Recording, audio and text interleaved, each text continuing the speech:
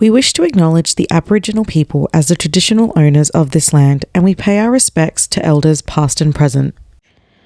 Warning: this podcast contains sexually explicit material and is a safe space for all individuals to freely express themselves. Any information or advice provided comes from our own experiences and in no means should be taken as professional advice. We respect each individual and have zero tolerance for any rude or unsolicited behaviour. Hey, my name's Lavinia. This is my podcast. There are lots of friends I do this podcast with. Project Sweet, Loud, Untamed Tarts, or better known as Project Slut. The show that educates and entertains all things sex in an inclusive and positive way. Let's put power back into being a slut and fight back slut-shaming. Get into it. Pardon. I actually had recorded that. Love it. Love it. It's like our new intro. Just me burping, pardon. Yeah, pretty much. Do a sip. Delicious almond titty milk. Yes. So I recorded episode 1 with you and I was so hyped and it took us so long to do that. And then with consultation with a few other people, I was like, nah, fuck it. We're just gonna, I miss recording and just being able to like put out eps. Yeah. And it just takes too long to curate video. So we're going back into audio. You can just OG. enjoy my ASMR. Scratch. How are you today, Luna? I'm good, thank you. How are you? Oh, I'm fantastic. I mean, what day is it today? It's a Thursday. Oh, it's hump day. Oh, it's a Wednesday. I was like, it's Thursday. No. It's a hump day. That's where my brain's at. Oh, fuck. If it was Thursday, I'd be way behind my schedule for this week. Which I always am, but it's fine. Same.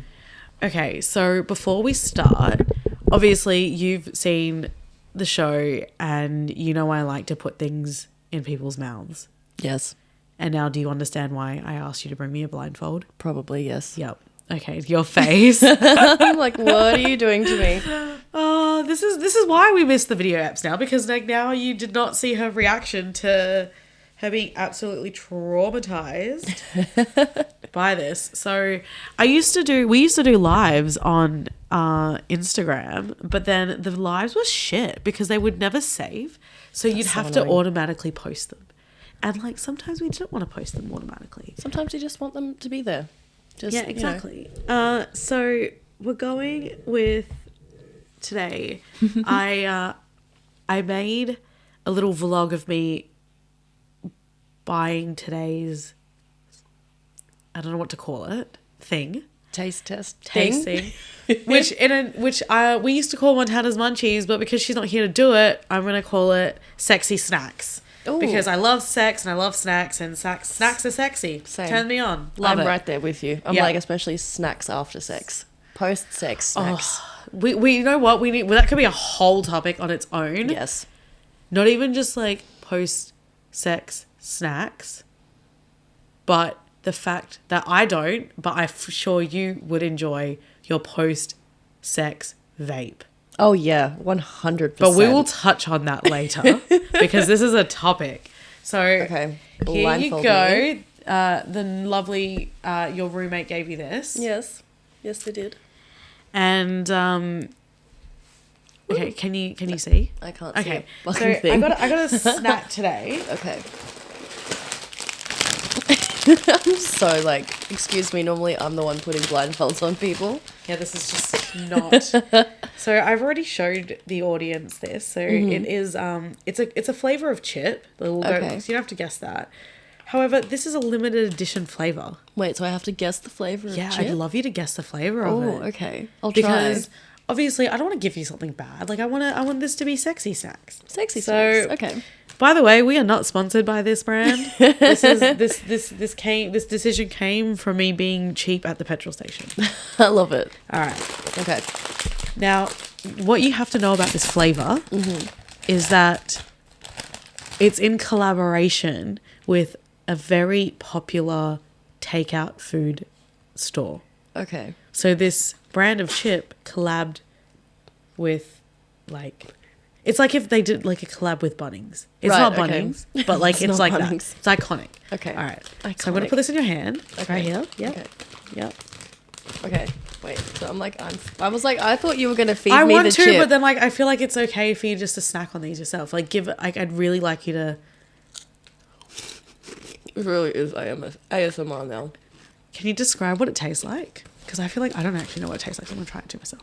It tastes like the barbecue chips, like the Samboy barbecue chips. But then also, it doesn't. It's really weird. Oh my god, it actually does taste like the Samboy barbecue chips. You know what? Good theory that they just like rebrand flavors in different collabs. Right? They're just like, no one's gonna know. I'm like, but they will know. I'll give you $10 if you could even guess what store they collabed with / even what flavor that is. I feel like this is gonna be like something stupid, like cheeseburger chips or something. Yeah, but it's like with a brand. So could you guess the brand? I'm gonna have another one. You're like, I'm having another one. Yeah. I don't know. It's All right, I'll go to a clue. All right. Okay. Because I'm like, is it McDonald's? I feel like those are just like the standard go-to. They're gonna collab with people kind of brand. It's a healthier takeout. A healthier takeout? Is it like GYG? Oh, you're kind of close. Zambreros? No. You're getting there. Getting there? Is it like Mexican fast food? No. Okay. Not Mexican. so we can get this sorted because this is actually so funny. I think once you know what it is, you're gonna be like, how the fuck? What the fuck flavor is this? Like, how did I not guess this? Okay, it's one of the colors in it is green. What? One of the colors in it is green. I'm gonna know that. I don't know. I'm like, I could be like Taco Bell. Is it one of those? That's not Taco really Bell is that's not- purple, so that was terrible. I That was don't a know. terrible I told you I guess. don't know these things. Welcome to our eating chip channel, everybody. This is. She's not winning the $10 here for guessing this flavor anytime soon. So we'll show you the flavor. Move your thumb for a sec. Yeah. Okay. Excuse me, rude. I'm gonna pop a Red Bull now. Return my taste buds back to normal. How fun was that though? Like you That just was really fun. I was like, what is this? It's like one of those things when you like deprive one of your senses and you have just no idea what you're eating, and it could be something that you eat all the time. Yeah. And it also just like heightens your other senses because you're just like, what is this? Like, What is this? Yeah. Yeah. There's like this experience that I always see in Perth that you can do called dining in the dark. Yeah. And I've always wanted to do it, except my partner never doesn't want to do it. And I'm like, well, I'll do it with you. Let's go. would you actually? Yes, 100%. I think it would be so much fun. It'd be so fun, yeah. I feel like, taking my senses away and just letting like the food speak on its own would just be incredible. Yeah. Because it's like especially when you eat, when you look at it, that's why they go so hard on presentation and things like that. Because you eat with your eyes. Yeah, exactly. And if it looks beautiful and it smells beautiful, then you have that like conditioning or that preconceived notion in your head that it's going to taste amazing as well. So you would taste amazing too? Probably. We went there. We went there. So today we're talking about consent. Mm-hmm. Speaking of blindfolding and dining in the dark, consent is something that I feel needs to always be talked about. Yeah. So you will always catch me doing it on consent because it's just something that people, even if they are very aware of consent, it's something that you can always teach other people and you can always apply to like your daily life. It's not just about sex. Consent is just like applicable in every aspect of your life. 100%. Every time you interact with another person, consent comes into play. Exactly. And so I wanted to do another episode on consent and have your take on it because I remember not too long ago you had a really cool acronym that we'll get into for consent. Yep. And I thought, what better time to do that than now? And now, and here and now. Exactly. Yeah. And if you haven't before, we have an episode called Consent is Sexy. One of my favorite eps because... Same. Oh, thank you. Because I actually took my mics out to Hito and I asked everyone else what their consent was. And like the coolest thing about that was that everybody said that consent has to be an enthusiastic yes. Yeah. Like almost every single person that I had interviewed and that you can hear in that episode, they are just like, it has to be a fuck yes. It has to be like enthusiastic. It can't just be like a yeah. Or right. maybe. Yeah, like no, it has to be like an enthusiastic, like, yes, I want to do this. Get it in me now. Like, Yeah, if it's not that, then it's a no. Yeah. Like anything other than an enthusiastic yes is a no. Yeah. And I love that so many people within that community are so aware of consent because it's such a big part of being at sex parties and feeling safe is consent. And I have felt more violated out in public than I have ever at a sex party because people don't understand general consent in the day-to-day world. Yeah, they don't understand it. I think a lot of people don't realize that comes into play a lot more than we think it does, like as a society, right? Because it's like I look at it from a society standpoint, and maybe it's just me being like, I see the best in everyone, but it's also like some people are just unaware. Like they're not willfully ignorant, they just are ignorant of the fact that someone else's personal space is their personal space. And it also changes like culturally as well. So like in Western cultures, like personal space bubble is generally bigger than those who come from like Asian cultures because they're very used to being very close to each other, and like it's a lot more normal for like taking up literally physical space. But then it's like people also are just like, oh, especially when you go out and you get drunk and guys are just like, well, I'm going to smack her ass as she walks across the dance floor. Like the amount of times that I've just turned around and backhanded someone because I'm just like, how dare you? Exactly. It's so fucking frustrating. I'm just like, okay, I understand that you think that I look hot or you think I look good or whatever it is. You didn't have my permission to touch me. Yeah. And like some people think that, you know, just because a sex worker is, you know, out there and they're doing their thing, especially strippers, you can grab them. Yep. Which is a whole other topic we'll delve into in a little bit. Sorry, I'm a little sick still. But first, let's get to what the acronyms I mentioned just before. If you could give me like a little bit of an explanation on what they were and how that is applicable. Yeah. Well, basically, I kind of live by and also do my paid dom work, my professional dom work by the 3 C's, which is consent, comfort, and communication. So consent, comfort, communication. Yeah. Yeah. So everyone in the situation consents to whatever is happening in the situation. Everyone's comfort is paramount, even in a dom situation where I'm making people uncomfortable. They're comfortable with being uncomfortable. Does that make sense? So it's like what is happening to them they consent to. They're comfortable with it. It's not pushing their boundaries. And then communication, just making sure that people are using their safe words or telling you how they feel and just letting you know what's okay, what's not okay. And I think it comes really beautifully into like normal life, day-to-day life as well. It's like making sure that with sex in general, like everyone consents to it. Everyone's comfortable in the situation. No one feels awkward. No one feels like they're forced to do anything that they don't want to do. Yeah. And then communication, because I don't know, I like hearing that other people are enjoying themselves and they like what's happening. Because it's like, why wouldn't you? Yeah, and that makes no sense to me, to gain pleasure from doing something that someone doesn't want to do. Yeah. Like that's very selfish and very like narcissistic. But we could go on a whole episode about narcissism, I swear. Right. I see it in the dom community sometimes as well, like on Twitter, where doms, especially female doms, will be like, oh, I don't care about my subs' boundaries. I push them all the time and they love me for it. I'm like, that is a human being. Yes, they're a sub. Yes, they're a slave. Yes, they're okay with you calling them a loser, a bitch, pathetic, like whatever it is if they're into degradation. That's still a human being at the end of the day. Yeah. And everyone's boundaries should be respected. 100%. 100%.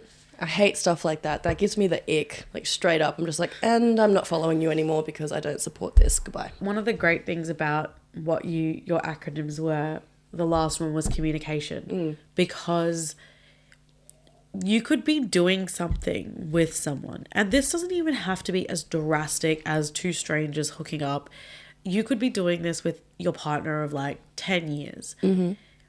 If you guys are trying something new and it's just not going the way you want it to go, or it's just not feeling right, being able to communicate that to your partner and them having that boundary of consent to say like, hey, we started this is someone I'm clearly constantly intimate with, but they don't want to continue, I'm going to stop. Yeah. Because consent doesn't happen just between two strangers or two people hooking up. It is like a constant thing between two people regardless 100%. of the relationship status. And it can be revoked at any time. You might be like, oh, I wanted this and now we're in the heat of it and I don't want it anymore. Oh my God. And that is totally fine. That is totally okay. Have you ever watched that tea consent video? Yes, I love that tea consent video. It's so cute. I showed my partner that the other day, and it's so cute because you actually did make me tea today. One of the parts in that video is that there's a person, they're like, if someone wanted tea and then they were like all for it and then they fell asleep, you're not going to just continue making the tea and forcing it down their throat. Yeah. Because sometimes people change their mind.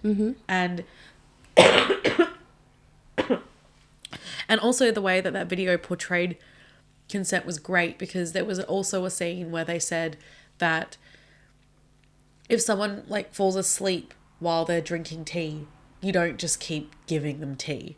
Yeah. Which happens a lot, and I feel like that's a really big grey area that happens. You see it quite on the news between court cases of consent and rape. It's, you know, a lot of the times people are like, oh, we started and they fell asleep. But it's like, okay, well, they're clearly stopped being conscious. You need to stop doing what you're also, doing. what? Who finds a sleeping person sexy? That's your area of expertise. Like, I will definitely be hitting you up for this like whole Sleeping Beauty fetish. Oh yeah, true. But I'm just like, if in that kind of situation, I just assumed that's what it was called. Well, I don't know. I don't know if it is. There is so much about BDSM that I don't know, even though I've been doing this for several years. There's so many things that we'll never know. We're always learning, human beings. Right? Yeah, I love that. So speaking of like learning, Yubi Stimes, like, is the author that wrote that sex book for kids. Absolutely love her. She's so brave to have put this out there. And you know what the funniest thing is? That like her book was on shelves for months. But it's just that one person put it on TikTok and then she started getting abuse. Like, she's getting like the most horrible comments at her. Like, people saying like they're going to come to her house and like beat the shit out of her.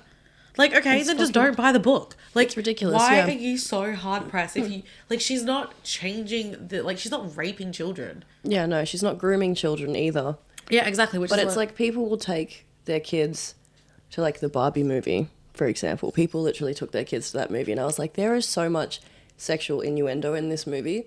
That movie was not for kids. No, it wasn't. But they're like, oh, it's Barbie. And I was like, okay, so you're not okay with a sex education book being in a store where you don't actually have to give it to your child. You don't have to give it to your child. You don't even have to walk down that aisle with your child.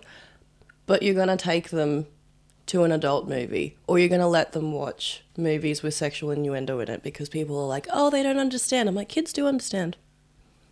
They may not understand it in a big real world sense, but they pick up on it. Yeah, of course. And so it's like, what? So you're going to let your kids watch that, but then you're not actually going to teach them proper sex, like sexual interaction and same safe lipstick, sex. different shade. Pardon? Same lipstick, different shade. Have you ever heard that? It's like No, the same thing, just done differently. And people are like okay with some of it, and some people are done with it. Yeah, I like that.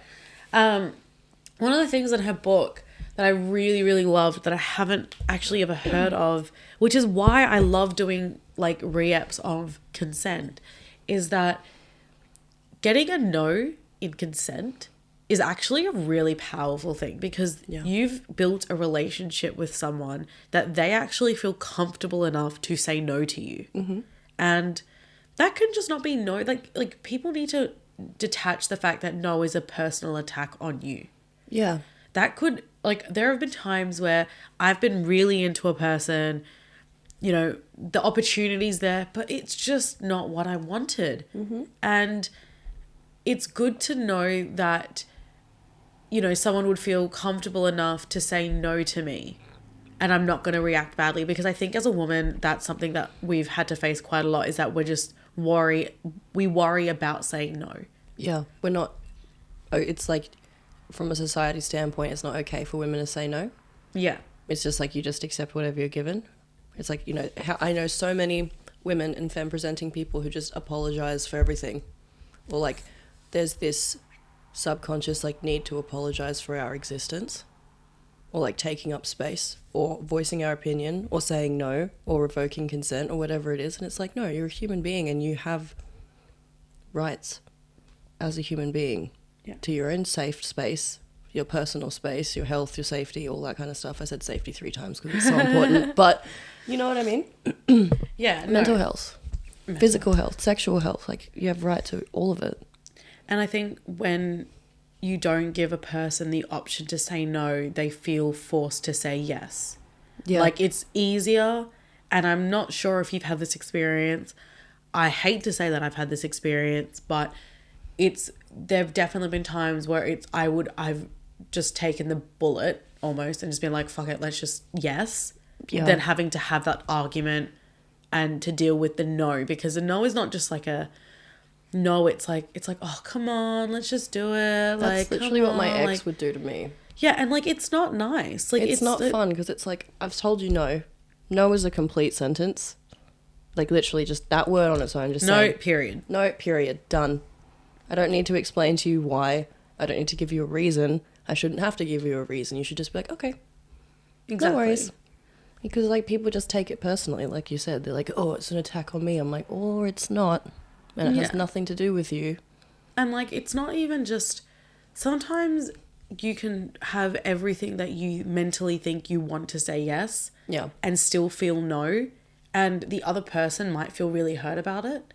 But it's nothing on them. And you have to be able to explain it to them, because that's the other thing, is because when people... And I've obviously been guilty of this, because I've never really known so much about consent till very recently.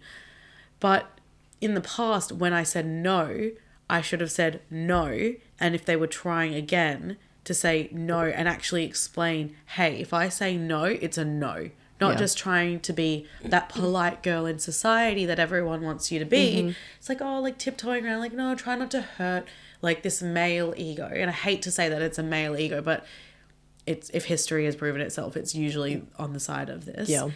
Is that you always just want to make sure that they're okay. For some reason. Yeah, we're always putting other people's feelings before our own. And it's like, well... Not just the Pisces thing. Not just the Pisces thing.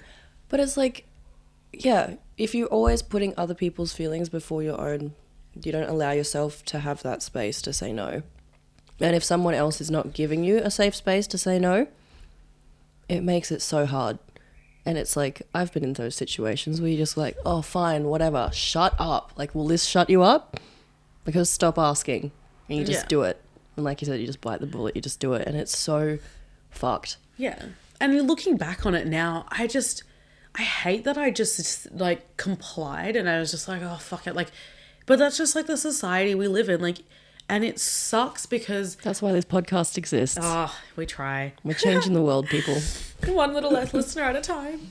Yeah. No, but, like, I mean, I had this conversation with someone recently, and I actually had to...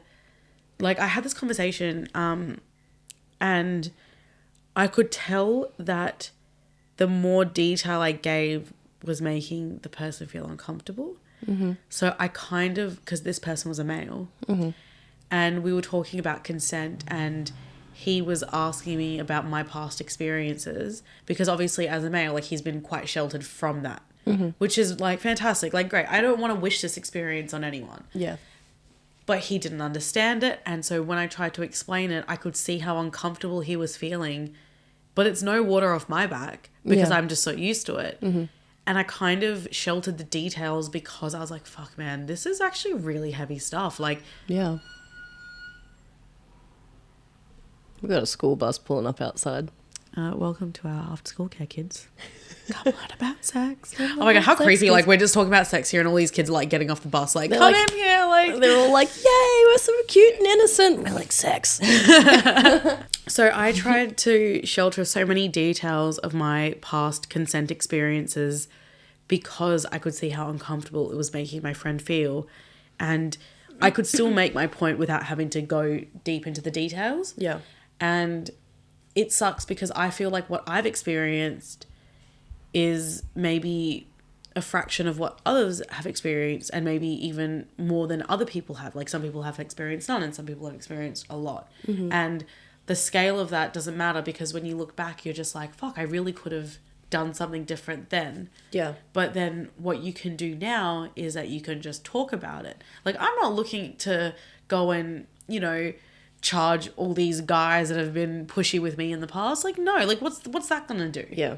All I can do now is I can help other people and educate other people to maybe make sure that they don't have those experiences. And I'm very lucky in the position I'm in now, where I haven't had to really experience the whole no and being pushed when I didn't want to. Yeah. Although I kind of would, not that I would want this experience, but I'd like to just have another go of saying no. Like, I would like the old me would love to be able to have someone be like, firm no, and get the fuck out. Not just being a bit of a pushover, which is like a little bit of my personality. But I think, like I said, it's a very female thing to want to be accommodating and not hurt the other person. Yeah, for sure. I don't know. I think people get really scared to say no. And then when they do, it's like, oh, fuck, what do you do from here? Yeah. Yeah, I get that. And I think the biggest thing that helped me say no in my personal life anyway was definitely, that was a quote, like what I said before, like, no is a complete sentence. It's a quote that I saw one day. And I was just like, fuck, like, it really hit me. Yeah. On like a soul level. I was like, why am I explaining myself to all these people who actually don't care? Because the people that do care are just going to be like, okay, cool.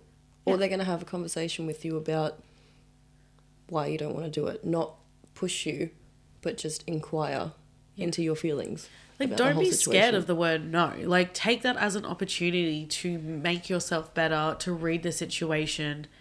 And to anyone out there who is going to find themselves in a situation like this, when you do say no, say it with confidence. Know that you can say no. You're not, no one, God forbid, is holding a gun to your head. But you can say no. Like, there is nothing worth saying yes to just because you have to.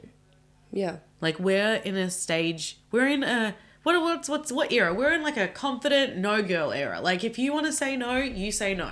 Yeah. No girl summer. No girl summer. Like, it's not even just about sex. Like, it can just be like, you know, you've got a friend who maybe wants to hook up and like he's sometimes a bit too huggy with you when you're out. Like, yeah. And if you don't want him to hug you, just say like, hey man, like, can you stop? And you know what? I'm like a big stickler for this. Like, when I go to some parties, I have very fuck off body language. Oh, I love that. Like, my arms are crossed. And like, I have like friends who have like boyfriends and like their friends who like know me, but like I don't feel comfortable to hug them. And like, I'll keep my arms crossed and they'll still come and like give me a side hug, which I'm not gonna call them out on because it's, you know, but that's still a situation that I could be like, hey, if you want to give someone a hug that you're not usually giving someone hugs to, ask them. Yeah. Or you just like, you can ask them with body language. Like, I do that where I'll just like, you know, at work, perfect example, like at the bar that I work at in my day job. It's like, I remember there was one night where one of the other staff members was going through something really horrible. And so that these two, so this like other bartender that I was working with, she was going through something horrible and she was talking to one of the managers about it. And I could just see that she was really distraught. And so I just went up to her and I just gave her a hug. But it's like, you read the body language and you also know the person. Like, I've hugged her before. Yeah. She's a very, what do I want to say? Like, physical touch oriented person. Yeah. So it's like, I didn't ask her in that situation. But it's like, you read someone's body language if you can. Yeah, and if she had told you, like, hey, like, I just don't want to be touched right now, like, you would have been like, no, I've hugged you before, like, come here. Like, no, you would have been like, okay, cool, that's all good. Like, don't worry. Like, it's not on you. It's just like, at the time, she's just like, doesn't want to be. Yeah, and some people touched. are just uncomfortable with personal space being taken up like that. They're uncomfortable with being touched and things like that. So it's like you can ask someone verbally. You can open your arms. If we're talking about hugs, for example, and be like, Yeah. you want a hug? Uh-huh. You want a hug? I want a hug. Want a hug? But it's like some people, like, going back to the bar thing, like, because this is such a beautiful example. It's like one of the guys at work will only ever hug me, like, sideways, like one arm, like shoulder to shoulder. He'll never hug me, like, Full frontal embrace. I love that full frontal hug. Full frontal hugs. And I just think that's really sweet because it's just like being, like, he's acknowledging that we don't have that relationship. Yeah. And, like we've said, like, consent is not just, like, communicating. It's body language. It's the enthusiastic yes. It's that if someone says no, all of a sudden it's a stop. Yeah, and that's 100%. just not just between relationships. It can be friends, co-workers. Fucking hope not strangers. But, I mean, I think if you are in that situation, you need to be able to recognize that you are able to say no, you are able to say yes, you're allowed to change your mind. Like if you're hugging me and all of a sudden I'm like, okay, this is like enough of a hug, you shouldn't take that as an offense. Like, I'm not offending you, I'm just saying, like, hey, I'm just done. I'm done with it. Yeah. I don't need to be hugged anymore. I'm good, thank you. Yeah. I really enjoyed talking about consent with you, because I feel like consent is something that we always just need to keep coming back to. 100%. Keep talking about it, finding new angles, finding new points. And like today we really honed in. We honed in on this. We honed in on this. We honed in on the fact that no is just as an important part, and how no, even in relationships, is really, really important. Yeah. And like saying no to something, you're technically saying yes to something else. So it's like by saying no to a situation that you're not comfortable in, you're saying yes to yourself. Yeah. And your own personal safety. Yeah. So you can look at it like that as well. Yeah. Just putting yourself first. Yeah. And I mean, look, I don't really have we can't really have like a fun horror story relating to consent, but we will finish it off with the fact that like I have not tried anal yet, and like it's just not something that like I'm like jumping for joy to try. Not that I'm like not like avoiding it either, but it's just like, it's not on the top of my 20 list of sex things that I want to achieve right now. It's not on your bucket list of sex things. But the other day I was with we were having fun, whatever, what to call it. And then all of a sudden, the most random fucking shit, right? He's just like, do you want to do anal? Like, what the fuck?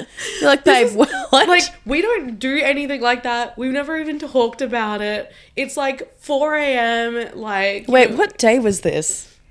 I think it was just like after a night out. Because I was like, there must be something in the air or the moon or something, because Drummer Boy was doing the exact same I'm thing. sorry. I mean, I'm open to it. I'm like, I've never actually really done it to myself. Like, I've never experienced it. Done it to other people. Oh. Pegging, that's a whole nother episode. Oh, I'd love to do pegging as an eepisode. Yes. Oh, please. But anyways, my partner was just like, do you want to do anal? And I was like, no. No. Like, I just looked at him more confused. The fact that he asked. And then I went back to, I was like, wait, do you actually want to? He's like, no, I just asked you. But then what if I said yes? Like, what if I said yes?